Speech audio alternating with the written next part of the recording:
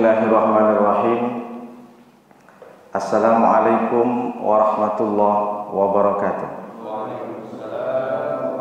Alhamdulillah, wassalatu wassalamu ala rasulillah Sayyidina Muhammadin ibni Abdillah wa ala alihi wa ashabihi wa man tabi'ahu wa mawala. Ashhadu an la ilaha illallah wahdahu la syarika lah, wa ashhadu anna sayyidana wa nabiyana Muhammadan abduhu wa rasuluh la nabiyya ba'dah. Allahumma salli wa sallim wa barik ala sayyidina Muhammadin wa ala alihi wa sahbihi ajma'in, amma ba'd.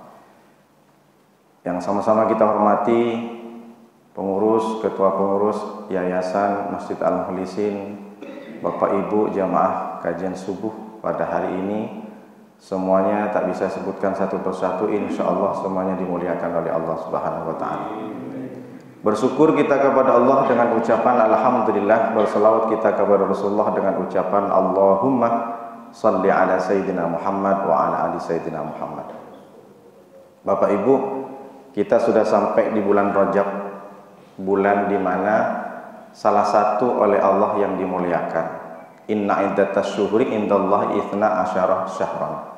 Sesungguhnya menurut Allah, di sisi Allah, bulan itu ada 12. Salah satunya adalah minha arba'atun hurum. 4 di antara 12 itu ada yang hurum, haram, disucikan, dimuliakan oleh Allah Subhanahu wa taala. Salah satu mutawaliyatun, kata Rasulullah. 3 bulan yang dimuliakan Allah itu berurutan. Dzulqa'dah, Dzulhijjah, Muharram. Ada satu yang tidak berurutan, yaitu Rajab. Ibnu Rajab rahimahullah ta'ala dalam kitabnya Lataiful Ma'arif mengatakan, Syahrul Rajab syahruz zar'i. Bulan Rajab itu bulan menanam amal kebaikan. Mulai dari sekarang bapak-bapak sudah membiasakan diri beramal soleh. Wa syahrus Sya'ban syahrus saqiz zar'i. Dan bulan Sya'ban adalah bulan menyiram tanaman yang sudah ditanam tadi. Jadi mulai sudah ditingkatkan lagi di bulan Sya'ban, puncaknya nanti di nisfu Sya'ban, di mana amal-amal itu sudah disetor, tutup buku kata orang kampung itu. Jadi lebih meningkat lagi. Akhirnya di Ramadan, syahrul Ramadan, syahrus hasdis zar'i, bulan memanen. Maka dilanjutkan oleh Ibnu Rajab, faman lam yazra' fi Rajabah walam yaskih fi Sya'ban fa kaifa ayyahsidas zar'a fi Ramadan. Kalau ada orang di bulan Rajab sudah tidak menanam amal kebaikan, lalu kemudian di bulan Sya'ban juga tidak ada, maka fa kaifa ayyahsidas zar'a fi syahri Ramadan. Bagaimana mereka bisa menanen amal-amal dan pahala yang luar biasa di bulan Ramadan? Artinya bagaimana? Menyambut bulan Ramadan, mengagungkan bulan Ramadan, jauh-jauh hari, jauh-jauh bulan, bukan hanya sekedar ketika 2 hari sebelum Ramadan. Dari sekarang kita sudah persiapkan, jaga kesehatan, makan-makan yang baik. Mudah-mudahan Allah sampaikan umur kita nanti di bulan Ramadan. Karena di bulan Ramadan diskon sebesar-besarnya. Kalau orang bilang ada bazar, jadi ada diskon. Harga biasa barang itu misalkan hari ini 10.000, nanti di bulan Ramadan 1.000 saja. 1.000 pun dapat 3. Ada Lailatul Qadar yang harga amal kalau kita melakukan di bulan Ramadan pas kedapatan Lailatul Qadar alfus syahrin, sampai 1.000 bulan. Nah, itu maksudnya. Jadi kalau orang di bulan Rajab saja dia sudah malas-malasan, tidak mau ikut kajian, malas mau berjemaah, lalu bagaimana dia disebut dengan orang yang bisa memanen tanaman? Ini bukan hadis, jangan salah kaprah. Ini kata ulama, Ibnu Rajab namanya. Bapak Ibu yang dimuliakan oleh Allah Subhanahu wa taala, lalu apa yang menjadikan bulan Rajab itu adalah bulan yang diharamkan, disucikan, dimuliakan Allah? Karena tentu ada peristiwa. Besok malam di sini sudah akan merayakannya, Pak Ketua. Saya full sampai malam Selasa, dari malam Jumat kemarin. Salah satunya peristiwa Isra Mi'raj. Banyak orang menyampaikan hikmah dari Isra Mi'raj itu ketika Rasulullah sudah sampai di Sidratil Muntaha, ditampakkan neraka, ditampakkan surga. Orang kadang banyak lupa Kenapa Rasulullah satu-satunya Nabi bisa diangkat oleh Allah setinggi-tingginya? Tidak ada Nabi selain Nabi Muhammad yang bisa sampai ke Lauh Mahfuz, bisa menengok bagaimana takdir itu ditulis oleh kolam Nun wal qalami wa ma yasturun. Allah menampakkan kekuasaannya kepada Muhammad melalui Jibril. Diajak keliling oleh Jibril di neraka. Tuh Muhammad, umatmu. Tuh umatmu yang masuk surga. Seperti itu nanti agaknya. Siapa sebenarnya dan bagaimana prosesnya? Tentu prosesnya tidak mudah. Kalau kita ingin diangkat oleh Allah derajatnya setinggi-tingginya, tentu harus meniru Nabi. Bagaimana? Ketika sudah di tahun ke-7 kenabian, Rasulullah SAW mengalami kesedihan yang luar biasa. Sebelum peristiwa Isra Mi'raj, Nabi SAW itu mengalami yang pertama, istrinya meninggal, Siti Khadijah, istri tertinjau. Bagaimana tak sedih ketika orang lain tidak percaya bahwa Nabi Muhammad itu adalah Nabi, satu-satunya perempuan Siti Khadijah yang percaya dengan Nabi Muhammad. Sampai-sampai ketika sudah sampai di Madinah, Rasulullah masih selalu bercerita tentang Siti Khadijah. Cemburulah Siti Aisyah. Ya Rasulullah, kenapa kau selalu sebut perempuan tua itu? Makanya Siti Aisyah tidak termasuk perempuan yang sempurna di antara 4 yang sempurna. Siapa yang sempurna? Yang pertama ada Siti Aisyah, istrinya Fir'aun, perempuan yang sempurna di dunia. Yang kedua ada Maryam binti Adi Imran, dia mendidik anaknya, mendidik Nabi Isa tanpa bapak. Lalu yang ketiga ada Siti Khadijah binti Khuwailid. Lalu yang keempat ada Siti Fatimah binti Rasulullah. Siti Aisyah tidak termasuk, tapi meskipun Siti Aisyah tidak termasuk, beliau memiliki julukan Ummul Mukminin. Kenapa Siti Aisyah tak termasuk perempuan sempurna? Karena sempat cemburu ke Rasulullah. Yang dicemburuin orang yang sudah meninggal, Siti Khadijah. Rasulullah sampai merah mukanya, tapi tidak marah. Wallahi ya Aisyah, ketika ada orang yang tidak percaya dengan kenabianku, satu-satunya perempuan wanita pertama di dunia adalah Siti Khadijah. Ketika ada orang yang mencaci kepadaku, yang tidak menghargai dengan kenabianku, hanya satu orang. Sebelum Abu Bakar menyatakan iman ke Rasulullah, hanya Khadijah yang tahu bahwa aku ada Nabi dan dia menerima dakwahku. Itu yang luar biasa. Makanya kalau sekarang perempuan cemburu sama suaminya bukan cemburu karena berbini dua. Cemburu pagi-pagi sudah merengut piring, sudah dilempar sang seni, kagetlah suaminya. Kenapa kau bunda? Kok marah tak jelas? Engkau telah tak jelas. Kenapa? Selingkuh kau. Di mana? Di dalam mimpi. La ilaha illallah. Jadi perempuannya, istrinya marah sama suaminya karena baru saja bermimpi suaminya selingkuh. Sama tetangga pula katanya. Beda. Kalau dulu cemburu karena cemburunya bukan karena kebencian, tapi karena kebaikan Siti Khadijah. Apa yang terjadi setelah Siti Khadijah meninggal? Meninggallah pamannya Abu Thalib. Berarti Rasulullah sudah tidak punya siapa-siapa. Dulu kalau ada orang yang ingin menyakiti Rasulullah, ada Siti Khadijah yang punya harta banyak, boleh jadi Siti Khadijah membayar orang, awas, jaga Muhammad. Dulu ada paman Abu Thalib, berapa banyak orang ingin membunuh Nabi Muhammad, tapi karena segan ke Abu Thalib. Abu Thalib disegani oleh kafir Quraisy, karena juga beliau tidak masuk ke Islam, tapi dia menjaga keselamatan Nabi. Tapi ketika Siti Khadijah sudah meninggal, pamannya juga sudah meninggal, Rasulullah diembargo.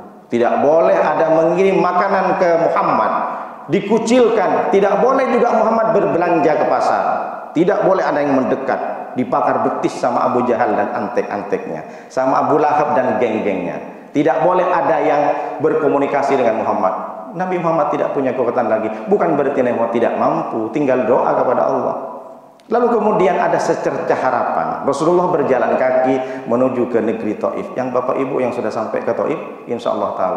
Berharap Rasulullah ke Taif, ada orang yang mendengar dengan dakwahnya, yang menerima. Di Taif adalah kampung dari Halimatus Sa'diyah yang menyusui Rasulullah. Ketika Aminah, Siti Aminah ibunda Rasulullah tidak keluar air susunya, maka pergilah ke Taif. Apa yang ternyata? Ternyata Rasulullah tidak disambut dengan tala'al badru alaina, tidak disambut dengan marhaban ya jaddal Husain, marhaban ya nural ain. Tidak disambut dengan itu, tapi justru disambut dengan lemparan batu, lemparan tulang belulang, lemparan macam-macam.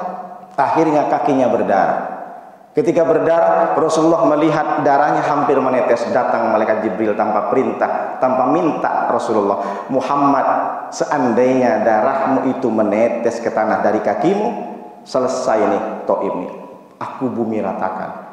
Cepat-cepat Rasulullah bergegas, diusaplah darahnya, takut menetes. Kalau sempat menetes darahku ini, kata Nabi Muhammad, habislah, mati semua orang-orang Taif. Nabi Muhammad bukan tidak mampu membalas kejahatan mereka, tapi Nabi Muhammad tidak dendam dengan mereka. Seandainya terjadi sama Nuruddin, datang ke Cipta Garden, dilempar batu, lalu kemudian darah saya menetes, datang malaikat Jibril, Nuruddin, seandainya darah itu menetes, aku bumi ratakan Cipta Garden, langsung saya gosok-gosok. Gimana saya terjepit? Misalkan kalau terjadi ke saya kan tidak sempurna. Coba Bapak Ibu, berapa banyak orang yang sudah menyakiti, jangankan melempar batu ke Bapak Ibu, jangankan sudah menempeleng misalkan, orang diomongin saja, kamu sama si dia, habis kamu dijelek-jelekin, hati ini bergejolak, padahal belum tentu benar. 3 hari 3 malam tak nyenyak tidur. Kenapa? Dibikin status di WA, dibikin status di posting, ini kayaknya ke saya ya. Baru tulisan Rasulullah jelas dilemparkan batu, berdarah pelipis Rasulullah, menetes, mengalir dari pelipisnya. Coba bayangin Bapak Ibu, betapa Rasulullah itu perjuangannya luar biasa sampai berdarah-darah. Lalu kita, apa balasan ke Rasulullah? Selawat aja kadang susah, harusnya selawat sehari 1000, semalam 1000. Itulah tanda terima kasih ke kita. Kita tak bisa lagi berperang dengan Rasulullah berdarah-darah. Hanya satu yang kita balas, Allahumma sholli ala Sayyidina Muhammad wa ala ali Sayyidina Muhammad. Ketika darahnya mau menetes ke pipi, Rasulullah sudah tidak mampu lagi, bersembunyi di balik bukit, seraya berdoa kepada Allah. Doanya bukan minta, dia hanya curhat ke Allah. Ilaika asku dha'fa quwwati wa qillata hilati wa hawani bainan nas. Ya Allah, hari ini aku mengadu kepada Engkau. Dulu aku ada tempat curhat, ada Siti Khadijah. Dulu aku ada tempat mengadu, ya Allah, ada paman Abu Thalib. Hari ini aku tidak punya siapa-siapa, ya Allah. Aku hanya punya Engkau, ya Allah. Hari ini aku tidak berdaya, lemah aku, ya Allah. Wahawani bainan nas, dan aku terhina, aku hina di depan mereka, ya Allah. Hanya curhat saja, enggak minta balas, ya Allah. Tidak ada kata-kata itu. Lalu apa yang terjadi? Allah langsung mengutus malakul jibal, malaikat penjaga dari segala bukit, malaikat penjaga dari segala gunung, datang. Ya Muhammad, kau tunjuk mana bukit yang paling tinggi Muhammad di sini, mana gunung yang paling besar. Dulu di Mekah ada namanya Jabal Abi Qubais, sekarang sudah dipangkas jadi kerajaan raja. Di belakang menara hotel yang ada jam besarnya itu ada namanya Jabal Abi Kian, yang paling besar. Aku timpakan kepada mereka Muhammad, dan itu juga lagi-lagi tidak terjadi. Bukan tidak mampu kan Rasulullah, sempat terjadi sama Nuruddin. Kau tunjuk Nuruddin, mau berkali lipat bukit Welcome Batam misalkan, aku timpakan kepada mereka. Timpakan aja lah malaikat, saya sudah sampai berdarah, tapi kalau bisa timpakannya jangan sampai mati, kasih pincang aja dulu 3 bulan. Itu kalau terjadi ke Nuruddin, karena hati ini tak bersih saya. Karena ini terjadi ke Nabi Muhammad SAW, maka itu tidak terjadi. Justru Nabi doa kepada Allah, Allahumma akhruj min aslabihim ma yu'minu billah wa la yusyrika bih. Ya Allah, keluarkan dari tulang sulbi mereka, ya Allah, anak-anak yang beriman kepadamu dan tidak menyekutukanmu. Dan akhirnya terjadi, terbukti doa Rasulullah terkabul.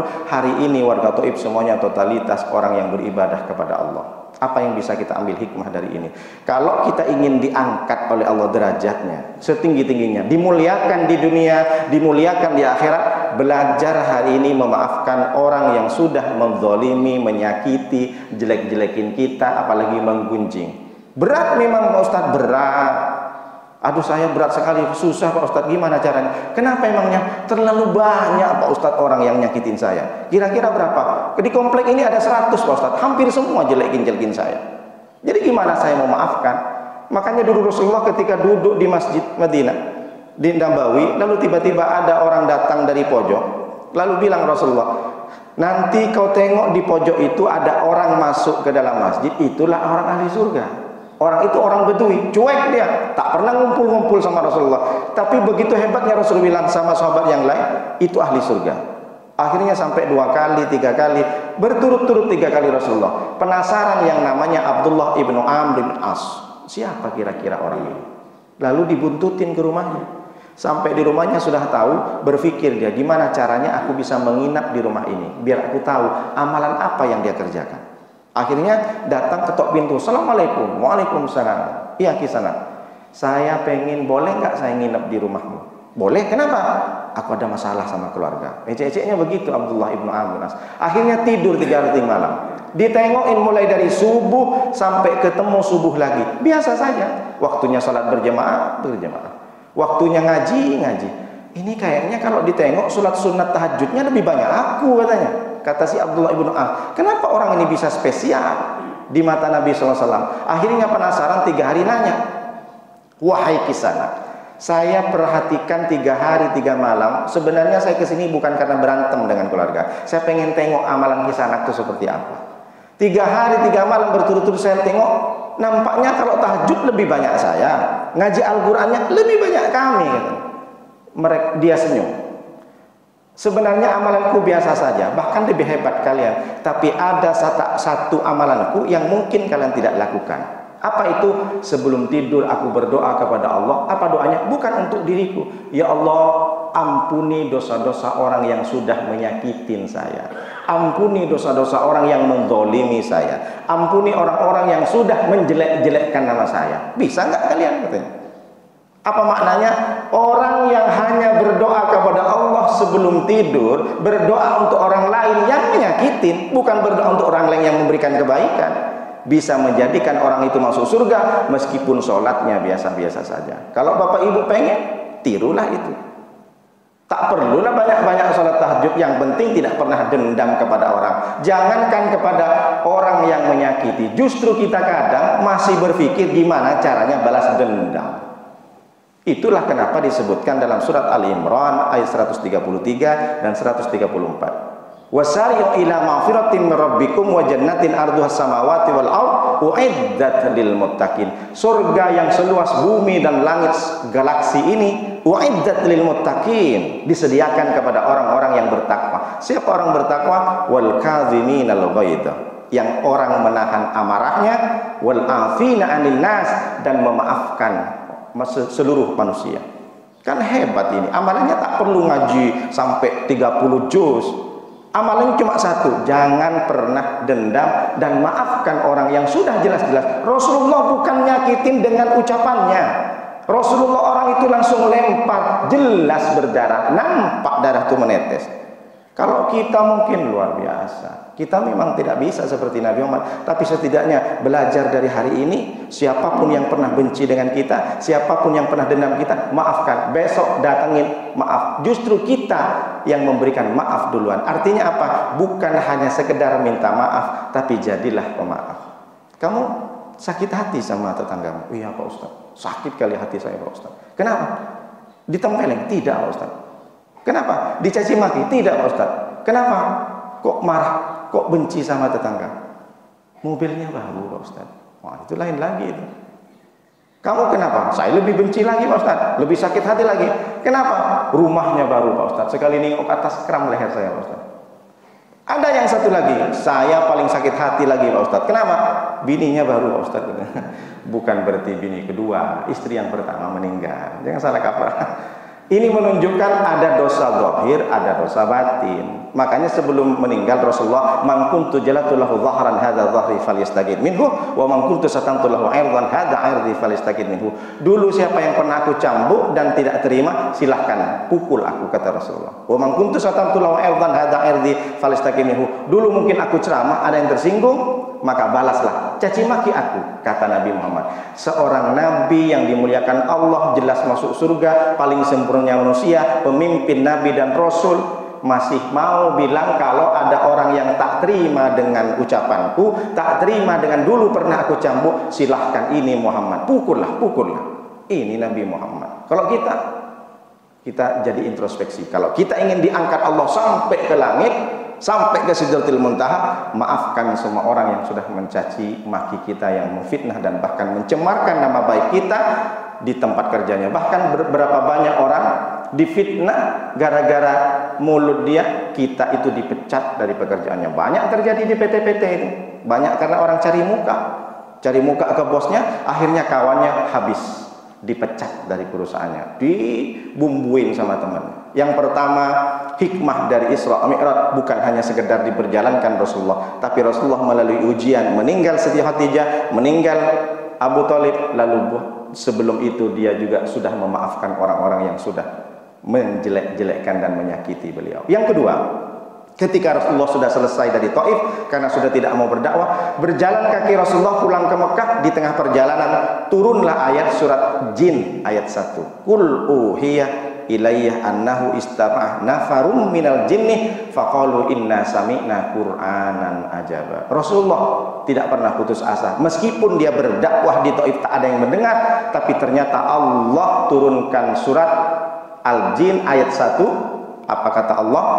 Muhammad, aku wahyukan kepadamu, sesungguhnya ada sekelompok nafarum minal jinni yang mendengar bacaan Qur'anmu, dan mereka berkata, inna sami'na qur'anan ajaba, sesungguhnya aku mendengar bacaan Qur'an Muhammad dan aku mendengarnya itu dengan takjub. Ini menunjukkan ada jin yang mengikuti dakwah Rasulullah, berarti ada jin Islam. Wa anna minnal muslimuna wa anna minnal qasitun, sesungguhnya kami ya Allah, kata jin itu ada yang banyak orang jin Islam juga. Wa anna minnal qasitun, dan ada jin kafir. Lalu bagaimana orang jin Islam itu? Faman aslama faulaika taharraw rasyada. Surat Al-Jin ayat 14 dan 15. Dan jin-jin yang Islam itu faulaika taharraw rasyada, mereka-mereka itu selalu mencari kebenaran, mencari amal soleh, mencari ilmu-ilmu, setiap hari berjalan di muka bumi ini mengaji. Jadi kalau ada bapak bilang, oh saya sering kajian, saya sering ikut pengajian kemana-mana, sini, jangan bangga dulu. Ada jin yang lebih hebat dari kita, jin Islam yang selalu mendengar. Kita tak tahu di sini. Boleh jadi ada jin yang mendengar dengan kajian kita. Maknanya apa? Yang kedua, dari hikmah Isra Mi'raj ini, meskipun berapa banyak orang yang sudah kita ajak untuk ikut ke kajian, satu pun tak ada, mengajak pamannya tak ikut, mengajak adiknya tak ikut, mengajak tetangga tak ikut dengan pengajian, jangan pernah berutus asa untuk berdakwah mengajak orang, karena boleh jadi ada makhluk halus yang nama jin yang ikut dengan kita. Jadi jin itu ada Islam, ada jin kafir. Jin kafir itu GM-nya namanya iblis. Iblis ini sebenarnya bukan nama aslinya Azazil. Iblis diambil dari kata ablasah yublisu, putus asa. Makanya dikasih nama iblis. Jadi iblis ini adalah ketuanya. Anak-anaknya siapa? Setan, genderuwo, nyi blorong. Kalau di Indonesia tuh ada susu ngisot, macam-macam lah, kuntilanak, si kunti, macam-macam. Nah, itu termasuk jin-jin yang kafir. Ada juga jin yang tak jelas, yang di pohon-pohon. Tapi alhamdulillah seumur hidup saya tak pernah yang namanya pocong, namanya kuntilanak. Ya mungkin karena hati ini, karena diajarkan oleh orang tua, makhluk setan itu makhluk halus semua. Kalau setan itu nampakkan manusia, berarti manusianya setan juga, katanya. Kata orang tua saya. Alhamdulillah seumur hidup saya, karena dengan keyakinan itu dari abah saya baca ayat kursi, baca bismillah, macam-macam, saya tak pernah diganggu. Dan saya sudah dilatih umur 5 tahun, karena kalau di kampung kan jauh tuh WC-nya. Jadi ada sekitar sampai 300 meter. Jadi terbiasa, jam 12 saya berangkat. Musolanya juga dulu saya agak jauh juga. Itu yang dia. Makanya ibu-ibu, bapak-bapak ajarkan ke anak. Ini kan beda kalau anak sekarang, orang tua sekarang. Cepat tidur, nanti ada hantu di bawah ranjang. Cepat makan obat cacing tanah. Cepat tidur, nanti dijilat kakinya, cuci tidur. Dikit-dikit hantu. Makanya di Indonesia yang laris film hantu. Film Susana berjilid-jilid. Satenya bang 100 tusuk, katanya. La ilaha illallah. Kan laris film Indonesia, film horor. Karena dari dulu memang orang tua itu nakut-nakutin dengan hantu. Harusnya bukan begitu. Jangan sampai tak baca sholawat, nanti tak bertemu dengan Rasulullah. Kan enak. Ini nakutin, awas hantu, ada pocong. Akhirnya terpatri di sini. Tapi alhamdulillah orang tua saya tidak mendidik seperti itu. Makanya kadang ada orang hantu, saya nampak begini, saya kadang tak percaya. Saya percaya setan itu ada, tapi menampakkan manusia kadang saya tak percaya. Karena selama umur hidup saya tak pernah ketemu. Tapi kawan saya yang di pondok duduk besar, katanya, habis itu jatuh, katanya. Masa sih, saya bilang gitu. Saya tungguin habis itu. Saya tungguin, tak ada yang nampak. Karena menurut saya itu sugesti. Jadi kalau setan sebenarnya itu bukan yang menampakkan, setan itu dalam diri kita. Ketika kita tidak mau, malas sholat, itulah setan di dalam diri kita. Setan itu tak nampak. Nanti akan saya kupas tuntas tentang kajian setan, insya Allah minggu yang depan. Lalu kemudian yang ketiga, Makna daripada Isra Mi'raj, di balik hikmah Isra Mi'raj itu, sebelum Rasulullah diperjalankan pulang dari Taif sampai ke Mekah, tidur Rasulullah. Tiba-tiba terbukalah lebar di rumahnya, ada sinar yang masuk. Rupanya malaikat Jibril datang. Ja'ah bitostin min dahabin. Malaikat Jibril datang membawa bejana dari emas. Isinya air Zam-Zam. Fa'afragha sadri. Lalu kemudian dibedahlah dadaku, kata Rasulullah. Dibedah, disucikan dengan air Zam-Zam itu, lalu diisi dengan hikmatan wa imanan. Diisi dengan hikmah dan dicuci oleh malaikat. Kamu Muhammad, aku akan antar kamu untuk menghadap kepada Allah. Maknanya apa? Setiap hari kita akan menghadap kepada Allah. 5 kali sehari kita menghadap kepada Allah. Buktinya apa? Kalau kita ingin menghadap kepada Allah, sucikan hati. Salah satunya kalau secara syarat dan rukun, ambil wudhu, bersihkan cat-cat. Itu maknanya. Sucikan badan. Sampailah suci tempatnya, suci bajunya, suci. Jangan sampai ada cat yang masih tersisa, ada sesuatu yang masih menempel tainya, misalkan tai apa itu, cicak dan segala, bersihkan. Itu kalau makna secara syarat dan rukun. Tapi secara harfiah, mensucikan diri ini apa? Jangan hanya banyak sujud, tapi kalau hatimu masih dendam dengan tetangga. Buat apa kau banyak-banyak ngaji Al-Quran, menghadap kepada Allah, tapi hatimu masih ada timbul rasa dendam, iri dengki, tamak, rakus, sombong, dan lain sebagainya. Angkuh, merasa lebih hebat, merasa lebih baik. Itu maknanya. Rasulullah saja yang sudah jelas tidak pernah bohong dari kecil, masih oleh malaikat Jibril disucikan. Kenapa? Kalau tak disucikan Muhammad, kau tak pantas berhadapan dengan Allah. Nabi Muhammad yang sudah jelas-jelas diangkat, sudah jadi Nabi 7 tahun, tapi karena ingin bertemu dengan Allah, berhadapan-hadapan dengan Allah, masih perlu disucikan. Lalu kita bagaimana mau bertemu dengan Allah? Seberapa banyak dosa kita? Lalu bagaimana? Makanya kita ketemu nggak dengan Allah? Memang ketemu. Faman kana liqa rabbih falyamal amalan shalihan. Kita pasti bertemu dengan Allah, tapi sesuai dengan level kita. Kita bertemu dengan Allah dengan cara apa? Apakah nengok dari macam kita nengok bulan? Memang bertemu dengan Allah, tapi nengoknya seperti tingginya bulan. Ada orang yang bertemu dengan Allah jaraknya 1 kilometer, bisa nengok ke Allah. Tergantung amal kita. Kita memang masuk surga, tapi kalau kita ingin menengok Allah sesuai dengan amal kita. Berapa banyak? Kalau kita hidup 60 tahun full amal kita, itu masih mending. Coba kalau kita pikir 60 tahun hidup, oh kalau dihitung ternyata dosaku 30 tahun, terus amalku 30 tahun, masih draw. Kalau masih draw belum cukup. Faman kana mithqala dzarratin faman gimana? Wa amma man thaqulat mawazinuhu fa ummuhu hawiyah. Wa amma man thaqulat mawazinuhu fa huwa fi 'aisyatir radiyah. Kalau amalnya lebih banyak sikit baru. Kalau masih draw tidak bisa. Apa maknanya? Bahwa ketika kita ingin berhadap kepada Allah, misalkan ibadah, sucikan. Salah satunya kalau saya sebutkan satu persatu, sifat-sifat buruk itu banyak. Salah satunya adalah sombong. Kalau yang iri hati dengki itu sering saya sampaikan. Yang sombong apa? Merasa lebih hebat, merasa lebih banyak kajian. Sombong itu ada 4. Ziyadatul mal, bertambahnya harta, orang jadi sombong. Ziyadatul wazifah, bertambahnya jabatan, orang jadi sombong. Yang lebih parah seperti saya, ziyadatul ilmi, merasa lebih banyak ilmu, sombong. Lalu yang keempat, ini yang juga lebih parah. Aman-aman saja, memang tidak ngomong besar, memang tidak berlagak seperti orang kaya. Ziyadatul ibadah, merasa lebih banyak sholat subuhnya, merasa lebih banyak kajiannya, merasa lebih banyak sholawatnya. Akhirnya pulang dari masjid, ini orang nih kayaknya banyak dosa. Dalam hatinya, bukan mulutnya. Ini yang lebih parah. Ziyadatul mal, ziyadatul wadifah, ziyadatul ilmi, ziyadatul ibadah. Orang banyak jadi sombong karena dia banyak ibadah. Hati-hati. Itu namanya disebut dengan ujub. Merasa lebih banyak amalannya sehingga nengok orang yang tak sholat, ini kayaknya masuk neraka. Dalam hatinya, kayaknya aku lebih baik nih karena aku sudah pakai jubah, pakai surban, aku pakai peci, setiap hari ikut kajian. Hati ini, hati-hati. Maka semuanya hambar, haba'am mansura, bagaikan debu bertembangan. Sholatmu melayang, puasamu terbang, amalan-amalan yang lain hilang seketika. Kalau kita merasa lebih baik dari orang, kita nengok orang bertato, nengok orang tak sholat di pinggir jalan, jangan merasa lebih baik. Boleh jadi sebelum dia meninggal, dia mengatakan asyhadu an la ilaha illallah wa asyhadu anna Muhammad Rasulullah. Yang berjubah, yang bersurban seperti saya, belum tentu ketika dia meninggal dia ucapkan asyhadu an la ilaha illallah. Tapi saya berharap mudah-mudahan saya meninggal misalkan di masjid, mudah-mudahan saya meninggal di akhir hayat ketika saya khutbah, ketika saya menyampaikan ittaqillah haitsuma kunta, ittaqullah haqqa tuqatih, takutlah engkau kepada Allah. Mati saya, mudah-mudahan, amin ya rabbal alamin. Tapi mati yang seperti itu tak bisa di-request, kita tak tahu, itu rahasia.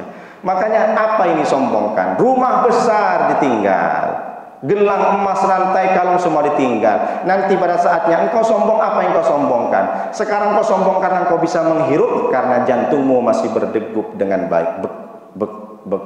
Itu kalau jantung yang normal. Ada jantung yang cepat dia bek, bek, bek, bek. Kenapa Pak Ustadz? Kreditan belum lunas, belum dibayar. Jatuh tempo pula, udah 3 hari tak dibayar. Bek, bek, bek, bek, bek. Apa yang kau sombongkan? Jantungmu itu masih berdegup, bisa memompa darah dari jantung ke otak, dari otak dikirim ke tangan, dikirim ke jari-jari ini bisa bergerak nih karena ada aliran darah yang dipompa jantung masuk ke otak, otak mengalirkan. Makanya ada orang kalau stroke karena darah sudah tidak masuk lagi, tersumbat dia di sini. Maka gini dia, tak bisa gerakkan begini lagi. Karena tidak ada darah. Apa yang bisa memompa? Jantung. Jantung dipompa kemana? Ke otak. Di otak baru dikirim ke. Nah, jadi bersyukur setiap hari tengok jantungnya masih sehat. Kalau sudah jantung ini berhenti, maka darah juga beku. Sama dengan Bapak Ibu kalau sembelih ayam, darahnya taruh ke piring. Tunggu berapa jam kemudian beku dia. Begitu juga. Makanya kalau orang meninggal cepatlah dikuburkan. Jangan nunggu yang di Singapura, nunggu yang di Malaysia, nunggu yang di Jerman. Cepat kuburkan. Ini pun anaknya Jerman. Tunggu aku ya. Iya kalau kita punya formalin. Kalau tak punya formalin, karena 24 jam mayat didiamkan, maka perut ini kembung, membengkak usus-usus pencernaan, akhirnya menyembur. Menyembur, ketika sudah menyembur di dalam tanah itu, datanglah cacing tanah. Apa kata cacing tanah? Brownies, brownies. Dari jauh brownies, sampai dekat nengok tulang dan daging, dia bukan bilang brownies lagi cacing tanah. Ini sok tulang katanya, ini sok tunjang katanya. Kata si cacing tanah, santapan cacing tanah kita. Dulu yang mungkin ibu-ibu yang sering menyisir rambutnya yang direbonding, disemoting, akhirnya itu lepas semuanya. Bapak-bapak, mohon maaf, bukan saya ngejek. Bapak-bapak yang mungkin sudah ada botak, dipasanglah minyak kemiri, dipasang Natur E, dipasang apa itu? Lidah buaya. Buaya pun kebingungan, dia kehilangan lidah. Akhirnya loncat ke atas ke darat buaya. Jadilah buaya darat. Jadi orang-orang yang hari ini yang masih rebonding rambutnya, dia itu akan lepas dalam 2 hari. Mata ini kelopak mata ini akan lucut semuanya. Daging-daging ini sudah tidak bisa menempel ke tulangnya. Tapi jangan gara-gara gini ibu besok tak mau bersisiran. Pagi-pagi tengok sama suaminya, kenapa kok dek? Kenapa? Itu rambutmu macam singa katanya, enggak disisir. Aku sudah ikut kajian Ustaz Nuruddin, kajian subuh, ini semuanya lepas pak katanya. Itu kalau mati bukan berarti tak bersisir. Maksudnya jangan hanya gara-gara bersisir tak ingat sholat. Jangan hanya gara-gara bersisir tak ingat ngaji. Jangan hanya gara-gara bersisir pedicure, manicure, apa lagi? Macam-macam itu kalau perawatan tangan. Belum lagi kaki juga perawatan ini di laser entah apa-apa, macam-macam itu perawatan perempuan sekarang. Jangan gara-gara itu lupa sholat, lupa ngelayanin suami, sampai suami goreng telur sendiri pulang kerja, ditengok di meja makan tak ada. Ini kan di dosa dari perempuan yang tak disengaja. Nih sampaikan bapak-bapak ke istrinya. Kalau memang istrinya biasa makan, biasa ngopi, sediakan. Jangan sampai suami buat sendiri. Memang suami tak marah, tapi malaikat mencatat, inna alaikum lahafidin kiraman katibin. Jangan sampai membuat suami sedikit pun marah. Tapi suami yang bagaimana Pak Ustadz? Kalau suaminya Fir'aun, tak apa-apa, tak dilayani, tak pernah sholat, keadaannya marah-marah terus. Jadi perempuan yang taat sama suami itu suaminya suami yang soleh. Kalau suami Fir'aun, suami Korun, ya terserah ibu lah mau gimana caranya. Tapi tetap namanya suami juga suami. Saya bukan mengajarkan yang tidak baik. Lalu yang keempat, makna dibalik hikmah Isra Mi'raj, Allah menyampaikan dalam Al-Quran itu asra, subhanalladzi bi'abdihi, subhanalladzi asra bi'abdihi. Asra di kalimat verb intransitif, kalimat atau kata kerja yang memiliki objek, jadi bukan berjalan, memperjalankan. Itulah kenapa Abu Lahab, Abu Jahal tak percaya sama Nabi Muhammad. Dikira Nabi Muhammad berjalan dengan kaki. Padahal kalau dia belajar fisika misalkan, fisika itu kan ada kecepatan. 1 detiknya kecepatan cahaya itu 300,000 km. Ada 300.000 km kecepatan cahaya. Macam petir misalkan di Batam. Petir yang sama di saat yang sama, di detik yang sama bisa kita tengok di Dabo Singkep. Dabo Singkep ke sini berapa kilometer? Persis sama kilatan cahaya itu. Jadi kalau dia belajar fisika, Abu Jahal pasti percaya. Dan bahkan dia tidak tahu bahwa Nabi Muhammad itu diperjalankan, bukan berjalan dengan kakinya. Padahal dari kejadian Isra Mi'raj 1500 sebelumnya, 1500 before this accident, misalkan dari kejadian ini ada peristiwa yang lebih cepat lagi daripada Buraq membawa Rasulullah dengan malaikat Jibril dari Mekah ke Palestina hanya beberapa menit saja. Itu panjangnya, lamanya perjalanan kan 1500 kalau tidak salah, dari Mekah ke Palestina. Apa itu kejadiannya? Ketika orang yang dipercaya oleh Nabi Sulaiman membawa singgasana Bilqis. Waktu itu Nabi Sulaiman ingin membuat Bilqis dan tentaranya datang ke kerajaannya dari negeri Sabah, dari negeri Yaman ke Palestina, biar terpukau. Jadi dikumpullah oleh Nabi Sulaiman. Gimana caranya Bilqis ini bisa terpukau? Berpikir Nabi Sulaiman, ya ayyuhal mala'u, ayyukum ya'tini bi arsyiha. Siapa di antara kalian yang bisa membawa singgasana kursi kerajaan Bilqis ke sini? Qabla ayyatuni muslimin, sebelum mereka datang ke sini dan dia pasrah kepadaku, dia masuk Islam bersamaku. Tidak ada yang jawab, tiba-tiba ada yang mengacungkan tangan satu. Siapa dia? Ifrit. Qala ifritum minal jinni. Berkata Ifrit, bangsa dari jin. Apa kata si Ifrit? Ana atika qabla an takuma min maqamik. Wahai Raja Sulaiman, saya akan bisa mendatangkan singgasana Bilqis di depanmu sebelum kau tegak berdiri. Kira-kira dari duduk ke berdiri berapa detik Pak Ketua? Ada sekitar 4 detik ya. Coba saya 1, 2, 3. Itu pun kalau tidak kena osteoporosis. Nah, kalau kena osteoporosis bisa sampai setengah jam. Mudah-mudahan kita sehat selalu. Dari duduk ke tegak berdiri sekitar 5 second atau sampai 4 second, 5 detik atau 4 detik. Tapi Nabi Sulaiman tidak puas. Akhirnya Nabi Sulaiman, siapa di antara kalian yang lebih cepat daripada si Ifrit ini? Lalu berkata, siapa dia? Manusia biasa. Qala alladhi 'indahu, menjawab pembesar Nabi Sulaiman, namanya Asif bin Balkhiyah. Itu bahasa Arab Asif. Sampai ke Jawa Barat Asif. Mohon maaf Asif, bukan berarti nyinggung. Asif bin Balkhiyah berkata kepada Nabi Sulaiman, apa kata ilmu minal kitab, ahli kitab, ahli tafsir kalau sekarang. Dia ustadz, dia ulama. Wahai Raja Sulaiman, ana atika qabla ayartadda ilaika torfuk. Saya akan bisa membawa singgasana Bilqis sebelum engkau berkedip. Lebih cepat duduk dari tegak berdiri, apalagi lebih cepat berkedip Pak Ketua? Lebih cepat berkedip. 3000 tahun dari sekarang ada fenomena yang luar biasa. Seorang Asif bin Balkhiyah bisa membawa singgasana Bilqis dengan hitungan mata ini belum berkedip. Jadi kalau sekarang apa maknanya? Jin dari dulu sudah kalah tender sama Asif bin Balkhiyah. Jadi kalau ada hari ini orang yang masih minta tolong sama jin, sama dukun, sama Gus Samsudin, sama si Limbat misalkan, macam-macam, berarti dia tidak paham dengan kalimat ini. Kata si jin, manusia itu memang lucu katanya. Memang lagi lucu-lucunya katanya. Kenapa? Dulu 3000 tahun yang lalu bapak kami yang namanya Ifrit sudah dikalahkan sama manusia. Ini pula datang ke saya. Kenapa datang sama aku? Dagangannya kurang laris, minta penglaris. Pekerjaannya, saya ini kok di depan orang kok banyak orang tak suka. Mintalah amal, minta apa namanya, jampi-jampi, biar saya ini terkesan wibawa. Datanglah ke dukun. Si dukun dia minta sama jin, jinnya ketawa. Aneh manusia. 3000 tahun yang lalu aku sudah dikalahkan sama si Asif, ini manusia minta tolong sama aku. Ini maknanya, apa maksudnya? Jadi kalau Abu Jahal membaca surat An-Naml ayat 38 sampai 40 ini, maka tentu dia percaya ada yang lebih hebat daripada Nabi Muhammad. Dulu Allah tampakkan mujizatnya. Lalu kemudian Abu Jahal dan Abu Lahab ini tidak memakai ilmunya. Jadi kalau kita sekarang melihat fenomena Isra Mi'raj, kalau masuk ke akal, tidak masuk ke akal. Makanya ada kata pepatah, kalau galah panjang sejengkal, jangan laut kau diduga. Kalau semuanya tentang fenomena mukjizat yang Allah berikan kepada Nabi dan Rasul, termasuk Nabi Muhammad, kalau difikir dengan logika, tidak masuk. Caranya bagaimana Pak Ustadz? Kita fikir dengan ilmu pengetahuan kita dan iman kita kepada Allah dan kepada Rasulullah. Kalau orang sudah berfikir dan mencerna tentang fenomena mukjizat ini dengan ilmu, maka keluarlah dari lisan kita, Subhanalladzi asra bi abdihi laila.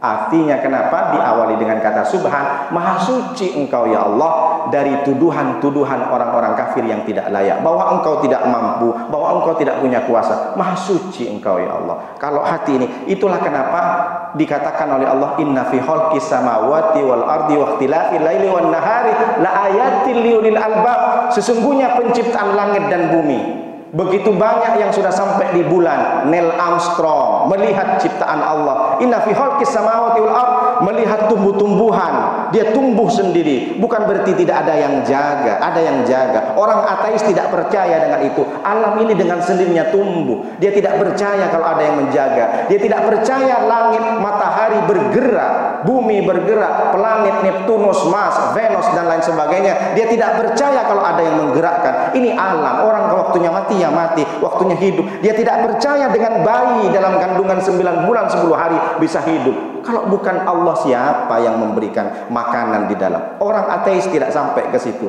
Makanya dikatakan oleh Allah, sesungguhnya penciptaan langit dan pergantian malam dan siang la ayatil liulil albab, itu adalah tanda-tanda kebesaran kepada orang-orang yang berakal, yang punya akal, yang berilmu. Makanya kalau kita memikirkan tentang ilmu langit, ilmu bumi, timbullah namanya ilmu geologi. Kalau kita berbicara tentang langit, timbullah ilmu namanya astronomi. Kalau kita berbicara tentang pergantian musim, iklim, cuaca, maka muncullah ilmu meteorologi, klimatologi, geofisika. Pak Ustadz tahu tak tahu? Saya tahunya karena ada BMKG, Badan Meteorologi, Klimatologi, dan Geofisika. Itu maksudnya. Makanya Sayyidina Ali mengatakan, al ilmu afdalu minal mal. Ilmu itu lebih baik, lebih utama dari harta. Bi ayyi dalilin, kata sahabat yang lain. Apa maksudnya kamu Ali, ilmu itu lebih utama dari harta?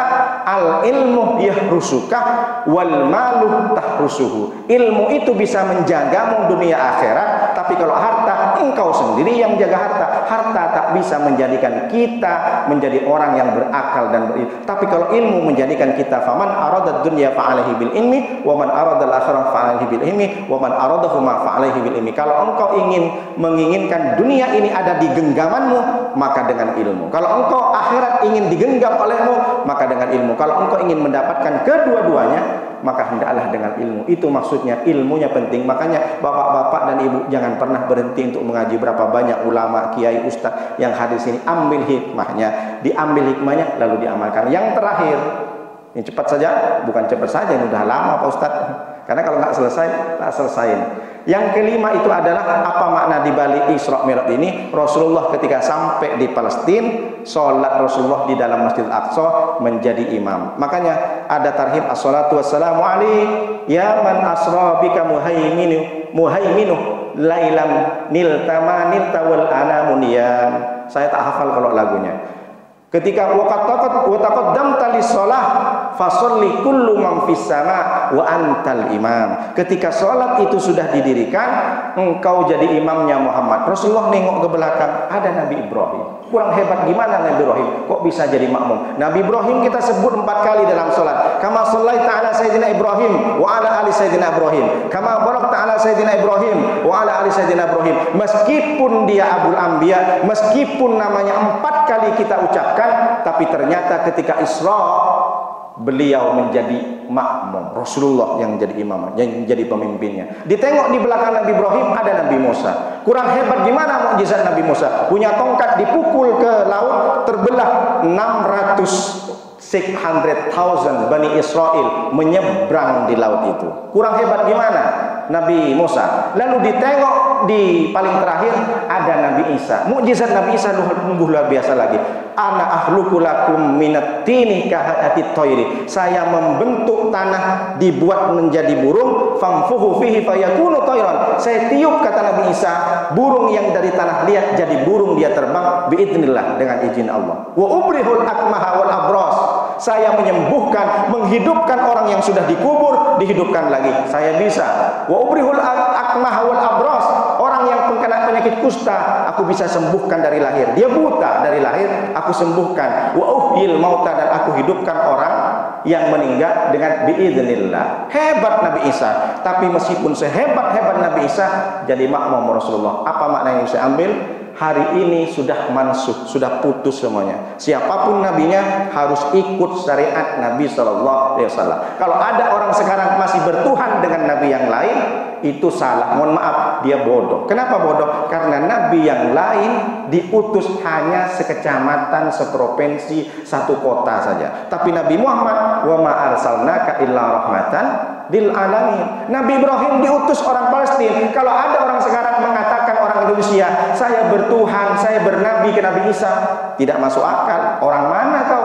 Kalau orang Palestina masih mending. Kau bukan Bani Israel, bertuhankan sama Nabi Isa. Salah, keliru.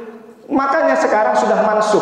Jadi nanti di akhir zaman, Rasulullah lah yang memimpin semua para nabi. Rasulullah lah yang memberikan syariat. Nabi Ibrahim, Nabi Musa, semua dari Nabi Adam, mereka semua ikut syariat, aturan, tata tertib Nabi Muhammad Sallallahu Alaihi Wasallam. Itu 5 hikmah di balik kejadian Isra Mi'raj. Saya belum sampai membicarakan bagaimana Rasulullah sudah ditampakkan. Kalau dijelaskan lebih banyak lagi, Rasulullah bertemu dengan siapa? Panjang cerita, sampai 2 hari tak selesai. Demikian yang bisa sampaikan. Mudah-mudahan hikmah 5 ini bisa menjadikan kita lebih berkualitas ketakwaan kita dan iman kita, dan lebih cinta kepada Rasulullah. Bismillahirrahmanirrahim.